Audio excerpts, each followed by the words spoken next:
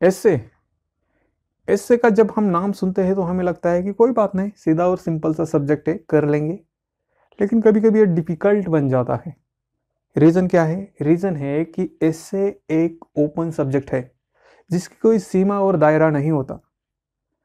अगर इसमें हम प्रैक्टिस नहीं करेंगे, प्रयास नहीं करेंगे, ध्यान से इसे नहीं देखेंगे, तो ये बहुत ही सीधा होने के बाद भी, सिंपल होने के बाद भी डिफिकल्ट लगता है। और जहाँ पर मार्क्स ला सकते तो वह मार्क्स कम आएंगे। चाहे कोई भी एग्जाम हो जहाँ पर एसे है, अगर उसमें अच्छा प्रदर्शन करते हैं, अच्छे मार्क्स लाते हैं, तो पूरी एग्जाम साइकिल को पूरा करने में आपको सहायता प्राप्त होगी। अगर नहीं कर पाते तो किसी और सब्जेक्ट में आपको बहुत ज़्यादा कार्य करना पड़ेगा। ये तो आम बात है। लेकिन प्रश्न उस सवाल ये उठता है कि कैसे पता करें कि हम अच्छा लिख पाते हैं या नहीं लिख पाते? कैसे पता करें कि जो भी हमने लिखा है सामने वालों को समझ आ रहा है या नहीं आ रहा है? कैसे पता करें कि जो भी हमने लिखा है उसमें मार्क्स मिलेंगे या नहीं मिलेंगे? कैसे पता करें कि कहाँ हम गलतियां करें, कहाँ गलतियां नहीं कर रहे हैं, मतलब कहाँ स्ट्रांग है, कहाँ वीक है? तो ये सारे सवाल जवाब के आंसर इस वीडियो में हम ढूंढने की कोशिश करेंगे, समझने की कोशिश करेंगे। नमस्कार दोस्तों, अनोखी लाइफ में आपका दिल से स्वागत है। इसी सवाल के साथ कई और सवाल जुड़े हैं, जैसे कि पहले 15 मिनट में क्या करना चाहिए आमतौर पर यूपीएससी में, मिस्टेक को कैसे अवॉइड करें, हाउ टू अवॉइड मिस्टेक, और लास्ट क्वेश्चन है कि जब एक्चुअल एग्जाम लिख रहे हैं तो क्या करना चाहिए। तो चलिए स्टार्ट करते हैं, लर्न करने की कोशिश करते हैं, समझने की कोशिश करते हैं और उसे एक्चुअल इम्प्लीमेंट करने की कोशिश करते हैं। तो सबसे पहला सवाल आता है कि हाउ टू चेक एसे। अब आमतौर पर, सामान्य तौर पर इसके दो रास्ते बताए जाते हैं। पहला रास्ता है कि आप खुद से चेक करो और दूसरा रास्ता है कि दूसरे से चेक करो। दूसरा कोई भी हो सकता है, टीचर, प्रोफेसर या फिर कोई भी। पहला रास्ता और दूसरा रास्ता दोनों भी अच्छे हैं। जब पहले से आप कोशिश कर रहे हैं तो हमेशा याद रखना कि जो भी इससे लिखा है उसे 1 हफ्ते या 2 हफ्ते बाद चेक करें, ताकि माइन्यूट से माइन्यूट प्रॉब्लम आपको पता चल जाएगी। और जब भी ऐसे चेक करें, गलतियां ना करें, खुद गलतियां ना करें। और जब ऐसे चेक कर रहे हैं तो सभी पॉइंट को कंसिडर करें। वो कौन से पॉइंट है मैं आपको आगे बताऊंगा। रहा दूसरा पर्याय, अब उसमें हमें चेक करना है दूसरों से। लेकिन मैं आपको आज थोड़ा नया मार्ग बताता हूँ, नया वे बताता हूँ, ताकि आप सभी मिस्टेक एक ही साथ कंसिडर कर सके, आपको सभी पॉइंट मिल सके। तो क्या करना है आपको? आपको किसी भी सिंपल, जो भी आपको लगता है, जो भी सब्जेक्ट लगता है, उस पर ऐसे लिखना है। और ऐसे 3 लोगों को दिखाना है। तो कौन लोग है? पहला पर्सन, कोई भी 10वीं या 12वीं का स्टूडेंट, उसको दिखाना है, उससे चेक करना है। सेकंड पर्सन, ग्रेजुएट या फिर पोस्ट ग्रेजुएट, कोई भी हो, उसे आप चेक कीजिएगा। थर्ड पर्सन है उस फील्ड का मास्टर। फॉर एग्जांपल आप साइंस और टेक्नोलॉजी का ऐसे लिख रहे हैं तो आप उसके पास जाकर चेक करना। सोसाइटी में कोई भी हो सकता है। तो ये तीनों पर्सन से आपको चेक करना है। अब अपने ऐसे लिखा और लिखने के बाद उस व्यक्ति के पास गए, तो कोशिश कीजिएगा कि जब भी उस व्यक्ति के पास जाएंगे चेक करने के, तो वहां से हिलेगा मत। जब वो पढ़ रहा है तो उसकी ओर देखिएगा ध्यानपूर्वक, क्या सही में पढ़ रहा है, क्या हम होने के कारण पढ़ रहा है, क्या इंटरेस्टिंगली पढ़ रहा है, आपको पता चल जाएगा। आपको खुद को एक एनालाइज होगा कि मैंने इससे लिखा है, क्या वो प्रभाव डाल रहा है या नहीं डाल रहा है। उसके बाद उसका पूरा जो भी इससे है, पढ़ने के बाद उससे पहला क्वेश्चन पूछिए, आप मुझे 1 से 25 में से कितने मार्क्स देंगे? जो भी देंगे वो आपको लिखना है। और इसके बाद कई और सवाल पूछने हैं, जैसे कि मैं आपको बताऊंगा। पहला क्वेश्चन है, उनसे पूछना है कि जब आपने पूरा ऐसे पढ़ा तो आपको इम्प्रेशन कैसा लगा मेरा, मतलब आपके ऊपर कोई छवि है तो आप मुझे 10 में से कितने मार्क्स देंगे। जैसे किसी गाड़ी को देखकर होता है, किसी खाने को देखकर होता है, या फिर किसी भी चीज़ को फर्स्ट इंप्रेशन होता है, उसी प्रकार उनको बोलिए कि आप मुझे 10 में से कितने मार्क्स देंगे। उसके बाद उनसे सेकंड क्वेश्चन पूछिएगा कि मेरा इंट्रोडक्शन और कंक्लूजन कैसा था। अगर जैसा भी हो आप मुझे 10 में से मार्क्स दीजिएगा।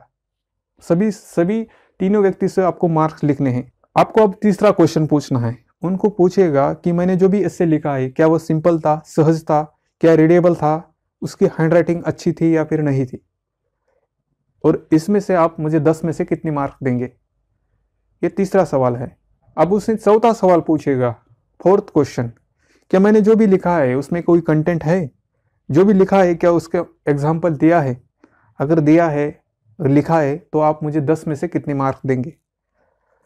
उसके बाद अब उनको फिफ्थ क्वेश्चन पूछेगा कि जो भी मैंने ऐसे लिखा है क्या वो मल्टी डायमेंशनल है, क्या मैंने डिफरेंट डिफरेंट डायमेंशन कंसिडर किए हैं, जो भी मैंने ऐसे लिखा है क्या मैंने उसी ऐसे को लिखा है जो मैंने आपको दिया है, मैंने जो भी सब्जेक्ट कंसिडर किया है वहां पर स्टिक रहा, क्या मैं अपना रास्ता भूल गया, तो मुझे आप 10 में से कितने मार्क देंगे। उसके बाद उनको छठा क्वेश्चन पूछना है कि जो भी आपने इससे पढ़ा है क्या वो आपके लिए नॉलेजेबल था, कुछ नई इंफॉर्मेशन आपको मिली क्या, अगर मिली तो आप मुझे 10 में से कितने मार्क देंगे। उनको सेवंथ क्वेश्चन पूछेगा कि मैंने जो भी ऐसे लिखा है क्या वो समथिंग डिफरेंट है, कुछ नया है उसमें, क्या आपको इससे इमोशन जुड़े, क्या आपको लगता है कि आपकी भावनाओं को कुछ ऐसा लगा कि आप कुछ नया पढ़ रहे हैं या फिर ऐसा कुछ कर रहे हैं जो भी नॉर्मल है लेकिन उससे बढ़िया लग रहा है, मतलब समथिंग डिफरेंट कुछ तो है ऐसा ना, उसकी वजह से क्या आपको ऐसा लगता है, अगर लगता है तो 10 में से आप मुझे कितने मार्क्स देंगे। उनसे आठवां सवाल पूछिएगा कि जो भी मैंने लिखा है क्या उसका सोल्यूशन, क्या प्रूफ दिया है, क्या वे फॉरवर्ड बता है, मतलब कोटेशन दिया है, कोई रिपोर्ट्स दिया है, इंडेक्स दिया है, कुछ भी ऐसा लिखा है जो भी मैंने बोला है उसको सत्य स्थापित करने के लिए या फिर उसका ट्रुथ बताने के लिए, प्रूफ देने के लिए ऐसा कुछ किया है, सोल्यूशन दिया है, वे फॉरवर्ड किया है, ऐसा कुछ किया है तो आप मुझे 10 में से मार्क्स दीजिएगा। उनसे पूछो, मार्क्स लिखो। उसके बाद नया नाइन्थ क्वेश्चन उनसे पूछना है कि जो भी ऐसे लिखा है क्या उसमें मैंने इक्वालिटी मेंटेन की है, क्या उस एसे में कुछ सस्टेनेबिलिटी है, क्या वो एसे है रियलिस्टिक है, क्या इमेजिनेशन है, जो भी है आप मुझे 10 में से मार्क दीजिएगा। उसके बाद आपको 10th क्वेश्चन पूछना है कि सभी एसे पढ़ने के बाद आपको लगता है कि आपने एंजॉय किया, क्या ये बोरिंग लगा, एंजॉय लगा या बोरिंग लगा, आपको जिस हिसाब से मार्क देना चाहेंगे दे 10 में से आप कितने मार्क देंगे। उसके बाद आप उसको और क्वेश्चन पूछिए कि क्या मैंने इसमें मिस्टेक की है, क्या पॉलिटिक्स की बात बताई है, क्या रिलीजन लेकर आया हूं मैं, क्या कोई एग्रेशन दिखाया है, क्या कोई ऐसा आर्टिफिशियल किया है कि जो एग्जाम्पल है आपको समझ में नहीं आए, आपको लगता है कि थोड़ा बड़ा कॉम्प्लेक्स है। अगर यहाँ पर आपने गलती की तो आपको कम मार्क मिलेंगे, अगर नहीं की तो ज़्यादा मार्क्स मिलेंगे, तो उनसे पूछिएगा और मार्क्स लीजिएगा। और लास्ट क्वेश्चन आपको खुद से पूछना है, इसके लिए मैंने आपको 15 मार्क्स वहाँ पर फिलअप किए हैं। आपको क्वेश्चन आपके हिसाब से, किसी को लगता है कि स्ट्रक्चर होना चाहिए, किसी को लगता है कि ये होना चाहिए वो होना चाहिए, तो आप खुद से ये सवाल उनसे पूछो कि क्या आप 50 में से कितने मार्क्स देंगे। तब ये सारे सवाल मतलब टोटल 12th सवाल और पहला ओवरऑल मार्क्स, क्या उसमें कोई तफावत आती है क्या, देखिए। और उसके बाद तीनों लोगों से कंपेयर कीजिए, अगर तीनों लोगों के मार्क अप्रोक्सीमेट सेम आते हैं तो आपको एक व्यू मिल जाएगा कि कोई भी मेरा ऐसे पढ़े, कोई भी, तो उसे समझ आएगा क्योंकि सभी को सेम मार्क मिल रहे हैं। 5-10 का डिफरेंस हो सकता है, उससे ज़्यादा होगा तो आप खुद समझ जाएंगे कि यहाँ पर कोई ना कोई गड़बड़ है। आपको ये भी पता चल जाएगा कि किस कंटेंट में आप कमज़ोर है या किस कंटेंट में आप ज़्यादा मजबूत है, आप स्ट्रांग है या वीक है। अब सभी पॉइंट को देखकर आपके ध्यान में आया होगा कि मैंने सभी पॉइंट कंसिडर किए हैं। क्या आप इंट्रोडक्शन में गलत है, क्या कंक्लूजन में गलत है, या फिर कहा आपका मल्टी डायमेंशन कम है, आपका जो भी ऐसे एंजॉय में है, बोरिंग है, आपके मार्क्स के हिसाब से आपको पता चल जाएगा कि आप कहाँ गलत कर रहे हैं या फिर कहाँ आप अच्छे हैं, वीक है, सब कुछ पता चल जाएगा इस पूरे टेबल से। तो ये टेबल आपके लिए एक मददगार साबित होगा, ये आपको आपकी परछाई बताएगा एस्से के लिए, तो हमेशा इस टेबल को याद रखिएगा। तो ये तो पहला था कि हाउ टू चेक एस्से, ये थोड़ा नया मेथड होना चाहिए मेरे हिसाब से, क्योंकि ये करने के बाद आपके मन में डाउट नहीं रहेगा कि आपका समझ में आ रहा है कि नहीं आ रहा है, आप गलती कहाँ कर रहे हैं, तो ये आपको सब कुछ समझ में आ जाएगा। अब बढ़ते हैं नेक्स्ट सवाल की ओर, जो था पहले 15 मिनट में क्या करना चाहिए। अब यूपीएससी के लिए तो बड़ा ही टाइम है, बाकी के लिए आपके हिसाब से आप कर सकते हैं, लेकिन यूपीएससी के लिए आपको पहले 15 मिनट में सोचना पड़ता है, लॉजिक लगाना पड़ता है। तो ये सब चीज़ें करने के लिए हमें क्या करना चाहिए। तो सबसे पहला सवाल आता है कि एस्से को कैसे सेलेक्ट करें, या फिर बहुत सी राय बताई जाती है कि आपको फिलोसफी करो या फिर टेक्नोलॉजी करो, मैं ऐसा कुछ भी नहीं कहूँगा। मैं यही कहूँगा कि जो भी अपनी फील्ड है, जिसे कहते हैं ना मेरा अखाड़ा है, और जहाँ पर बॉल आएगा या फिर इसमें आएगा तो मैं कभी मिस नहीं करता, ये कॉन्फिडेंस होने के बाद वो सब्जेक्ट आपको चूज करना चाहिए कि उसमें आप गलतियां नहीं करेंगे। तो टोटली ये पर्सनल चॉइस है। कोई कहता है इसकी वजह से आप चूज मत कीजिएगा, ये गलती कभी भी मत करना। इससे सिलेक्शन करने का ये पहला तरीका है कि आप अपनी चॉइस से कीजिएगा, क्योंकि आपको लगता है, आपको खुद को पता है कि आपका अखाड़ा कौन सा है, आपको पता है कि आप कहाँ अच्छा कर पाते हो। तो किसी की बोलने के कारण, किसी टॉपर के कारण, किसी शिक्षक के कारण कभी भी चॉइस मत कीजिएगा। ये हम्बल रिक्वेस्ट है आपको। अगर फिर भी नहीं हो रहा है, इससे इस तरह है कि आपको समझ में रहा है, तो दूसरी स्टेप है कि जो भी इससे दिखे, अगर उसके ऑटोमेटिक पॉइंट आ जाते हैं, दिमाग में घूम जाते हैं, लिखने का मन करता है, तो वो पॉइंट, वो इससे आपको चूज करना चाहिए। मतलब जो भी इससे लिखेंगे उसको, तो इंस्टेंट पॉइंट आ जाएंगे दिमाग में। ये कैसे होता है, हम इतना पढ़ाई करते हैं तो हो जाता है कभी कभी सब्जेक्ट को देखकर। तो ये सेकंड स्टेप है कि अगर पहली स्टेप आपको आती नहीं या फिर नहीं आ रही तो सेकंड स्टेप को जाइएगा। और थर्ड स्टेप, अगर इससे इतना बुरा है, इतने बड़े सब्जेक्ट है कि पता नहीं चल रहा है कि क्या करे, कौन सा सब्जेक्ट चूज करे या फिर कौन सा इससे सेलेक्ट करे, तो आप अपनी मेथड से जाइए कि किस हिस्से में आपको कम डिसएडवांटेज है, मतलब आपका कम से कम नुकसान होगा। इसी तरह से आपको ये चूज करना है और ये चॉइस आपकी होगी।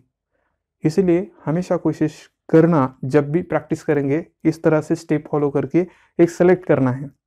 अब दूसरी बारी आती है कि जो भी सेलेक्ट किया है उसे राइट और अरेंज करना है।